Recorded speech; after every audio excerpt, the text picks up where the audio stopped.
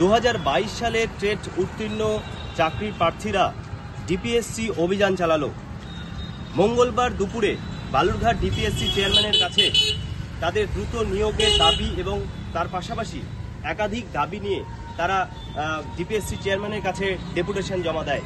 তাদের দাবি, তারা পরীক্ষায় উত্তীর্ণ হওয়ার পরেও এখনো পর্যন্ত তাদের নিয়োগ প্রক্রিয়া করা হয়নি, এমনকি তাদের ইন্টারভিউ পর্যন্ত নেওয়া হয়নি। আজকে আপনাদের বিক্ষোভটা কি জন্য? আজকে আমাদের বিক্ষোভটা, আমরা সেই 2022 সালে টেট পাস করেছি, 2017 পর 2022 সালে টেট হয়েছে, তারপরে এখন চলছে 25 সাল। কিন্তু পর্ষদ সভাপতি বছরের পর বছর শুধু তাল বাহানা, একবার বলছে যে 6 নম্বর কেসের বাহানা, একবার বলছে ওবিসি বাহানা, কিন্তু দিনের পর দিন তিনি শুধু বাহানাই দিয়ে যাচ্ছে, কিন্তু আমাদের কোনো নিয়োগ দিচ্ছেন না।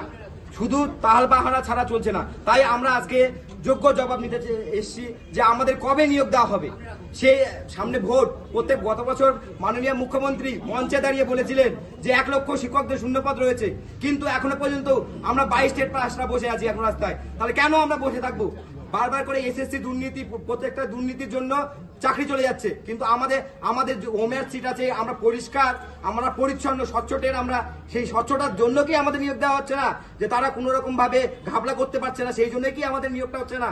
তাদের এই নিয়োগ প্রক্রিয়া দ্রুত করা হোক এবং তার পাশাপাশি এই দাবি যদি তারা না মানেন, আগামী দিনে তারা এই আন্দোলন, বৃহত্তর আন্দোলনে নামবেন বলে সাফ জানিয়েছেন।